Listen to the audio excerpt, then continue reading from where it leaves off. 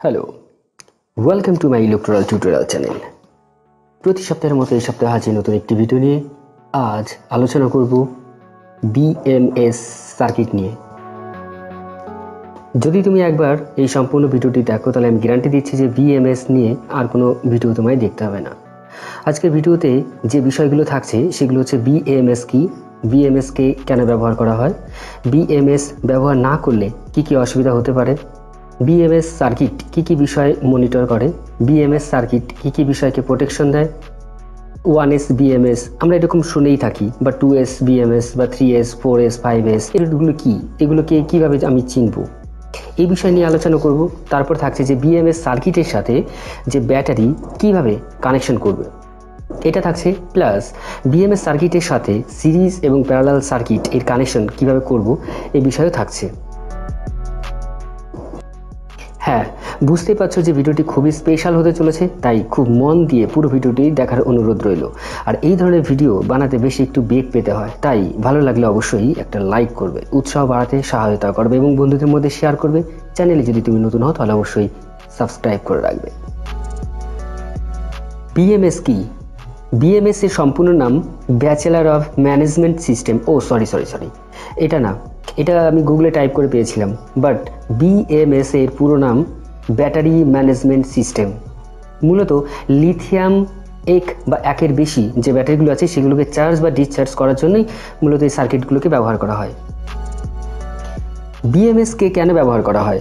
আমরা যেমন আমাদের স্বাস্থ্যের কথা মাথায় রেখে খাদ্যজাত বস্তুকে খাদ্য হিসেবে গ্রহণ করি, আবার স্বাস্থ্যের কথা মাথায় রেখেই যখন অবনতি হয় স্বাস্থ্য তখন আমরা কি না ডাক্তারের পরামর্শ নিই, ঠিক তেমনি এক বা একের বেশি লিথিয়াম ব্যাটারি স্বাস্থ্য ঠিক রাখতে এই ধরনের সার্কিটগুলোকে ব্যবহার করা হয়। BMS ব্যবহার না করলে কি কি অসুবিধা হতে পারে? BMS এমনভাবে ডিজাইন করা হয়েছে যে তার ইনপুট এবং আউটপুট ও স্টোরেজ ভোল্টেজ, অ্যাম্পিয়ার এবং টেম্পারেচারকে নিখুঁতভাবে পরিমাপ করতে পারে। যেখানে SOC state of charge, DOD depth of discharge কে নিয়ন্ত্রণ করতে পারে, SOH স্টেট অফ হেলথ কে নিয়ন্ত্রণ করতে পারে এবং ব্যাটারি যে কী পরিমাণ চার্জ আছে সেটাকে ও ক্যাপাসিটি করে বোঝাতে পারে, SOP স্টেট অফ পাওয়ার, তারপর SOS state of safety, CCL maximum charge current as a charge current limit, DCL maximum discharge current as a discharge current limit. এগুলোকে নিয়ন্ত্রণ করতে পারে।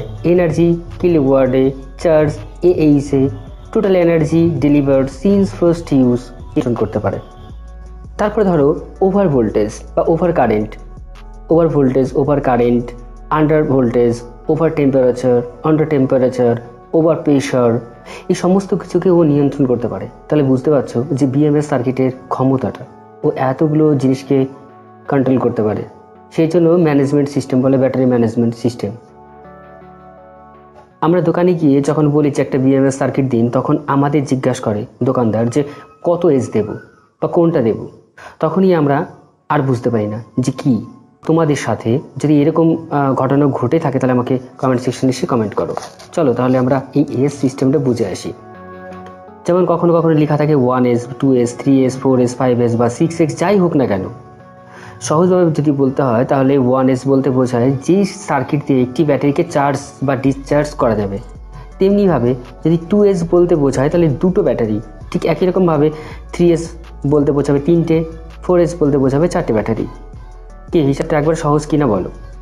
এখন আমরা জানি যে একটি লিথিয়াম ব্যাটারির ভোল্টেজ 3.7 ভোল্ট আর অ্যাম্পিয়ার নিয়ে আমি এখন আলোচনা করছি না, একটু বাদে আলোচনা করছি। তো একই রকমভাবে যদি আমি বলি যে দুটি ব্যাটারির জন্য কত ভোল্টেজ হবে, 3.7 × 2 মানে 7.4 ভোল্ট। ঠিক একই রকমভাবে যদি তিনটে ব্যাটারি অর্থাৎ 3S যদি হয় তাহলে তিনটে ব্যাটারির জন্য 3.7 × 3 11.1। ঠিক একই রকমভাবে 4 মানে চারটে ব্যাটারির জন্য 3.7 × 4 মিনস 14.8 অর্থাৎ এটা হচ্ছে 4S। ঠিক একই রকমভাবে 5S এসে দাঁড়াবে হচ্ছে 18.5 ভোল্টেজ। এবার অ্যাম্পিয়ার সেটাকে নির্ভর করে হচ্ছে তোমার সার্কিটের উপরে, যে কি সার্কিট তুমি ব্যবহার করছো BMS, বা কত অ্যাম্পিয়ারের 10 হতে পারে, 12 হতে পারে, বা 20 হতে পারে, 30 হতে পারে ইত্যাদি। একইভাবে এই এস সিস্টেমের সংখ্যা বাড়তে থাকবে বা বাড়তে থাকবে। এখন একটু অ্যাম্পিয়ার বা কারেন্ট নিয়ে টোটালি যদি বলি তাহলে প্রতিটি বিএমএস সার্কিটে অ্যাম্পিয়ার লেখা থাকে, যেমন 1S BMS আমি সাপোজ হিসাবে একটা ধরলাম একটি সার্কিটে 10 অ্যাম্পিয়ার লেখা রয়েছে। এর মানে যে 3.7 ভোল্ট এর ব্যাটারি 10 অ্যাম্পিয়ার পর্যন্ত আমি চার্জ বা ডিসচার্জ করতে পারবো। ক্লিয়ার হয়েছে? আবার যদি 2S BMS এর মানে হচ্ছে দেখাবে, আমি কিছুক্ষণ আগে যেটা বললাম যে 3.7 ভোল্ট ইন্টু 2 মানে 7.4 ভোল্ট এই ব্যাটারি। এবার এটা দেখালো 20 অ্যাম্পিয়ার পর্যন্ত লেখা রয়েছে, মানে হচ্ছে 2S BMS 20 অ্যাম্পিয়ার। তাহলে এর মানে বুঝবো আমরা যে 7.4 ভোল্ট এর যে BMS তাতে 20 অ্যাম্পিয়ার পর্যন্ত চার্জ বা ডিসচার্জ করতে পারবো। ঠিক একই রকমভাবে এই সেম নিয়মে চলতে থাকবে। BMS সার্কিটের সাথে যে কানেকশন, এখন কানেকশন করতে গেলে যে বিষয়গুলো তোমায় মাথায় রাখতে হবে সেটা হচ্ছে যে কত ভোল্টেজের ব্যাটারি প্যাক তৈরি করতে চাও। এখানে ব্যাটারি প্যাক বলতে কতগুলি ব্যাটারি ব্যবহার করতে চাও এইটা। তারপর তোমার মনে রাখতে হবে যে কতগুলি ব্যাটারি যুক্ত করতে চাও এর সঙ্গে এবং কত অ্যাম্পিয়ার এর ব্যাটারি প্যাক বানাতে চাও। আমি উদাহরণস্বরূপ আমি এখানটায় একটা ব্যাটারি প্যাক তৈরি করছি যেখানে 12 ভোল্ট তৈরি হবে এবং 2200 মিলি অ্যাম্পিয়ার। আর 2200 মিলি অ্যাম্পিয়ার মানে হচ্ছে 2.2 অ্যাম্পিয়ার। কারণ হচ্ছে মিলি অ্যাম্পিয়ারকে 1000 দিয়ে যদি ভাগ করি তাহলে আমি অ্যাম্পিয়ার পাবো। তো এই প্যাকটি যদি বানাই তাহলে এই প্যাকটা বানাতে গেলে আমাকে কি করতে হবে না 3S BMS 10 অ্যাম্পিয়ার পর্যন্ত দরকার বা লাগবে। কারণ কি আমরা জানি যে লিথিয়াম ব্যাটারি 3.7 ভোল্টের হয়। তো এখানটা আমি 3টে যদি ব্যাটারি দিই তাহলে হচ্ছে 3.7 ইন্টু 3 মানে হচ্ছে 11.1 ভোল্ট। আবার যদি আমি 4টে ব্যাটারি এখানে ব্যবহার করি তাহলে 3.7 ইন্টু 4 মানে হচ্ছে 14.8 ভোল্ট, যেটা 14.8 ভোল্ট অনেক বেশি হয়ে যাচ্ছে। তো তাই আমার কি 12 ভোল্টের কাছাকাছি আনতে গেলে হচ্ছে 3টে ব্যাটারি দরকার, যেখানটা আমার এসে যাবে হচ্ছে 11.1, যেখানে 1 ভোল্টের সামথিং বেশি কম হচ্ছে।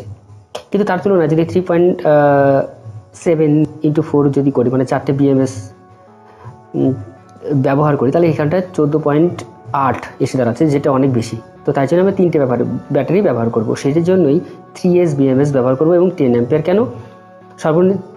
সর্বনিম্ন বোধহয় 10 অ্যাম্পিয়ার পর্যন্তই পাওয়া যায়, কারণ আমি যতগুলি দেখেছি এ পর্যন্ত বা আমার হাতে এসে 10 অ্যাম্পিয়ার পর্যন্তই ছিল। তো তাই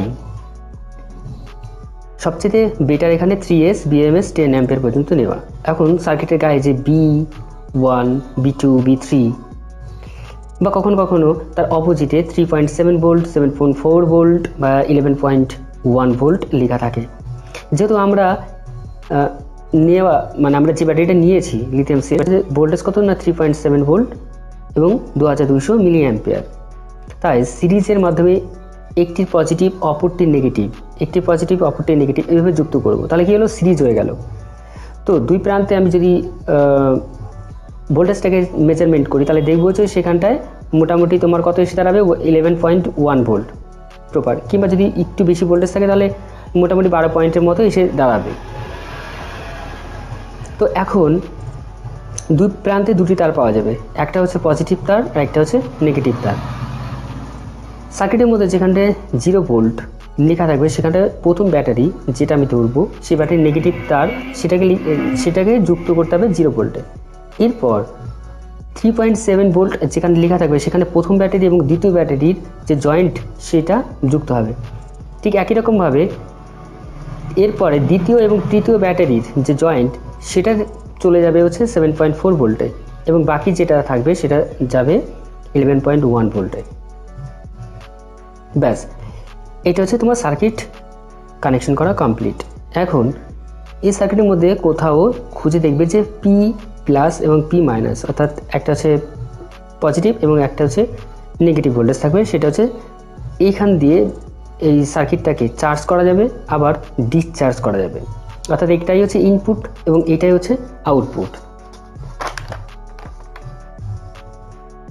আমি খুব সংক্ষেপে আলোচনা করলাম। যদি এরপরেও আরও কিছু তোমাদের কমেন্ট থেকে থাকে, মানে তোমাদের কোনো প্রশ্ন থেকে থাকে, তাহলে অবশ্যই আমাকে কমেন্ট করে জানাবে। আমি খুব তাড়াতাড়ি তোমাদের কমেন্টের উত্তর দেওয়ার চেষ্টা করব। আজকের মতো এখানেই ইতি টানছি। খুব ভালো থাকো, সুস্থ থাকো, হ্যাপি থাকো।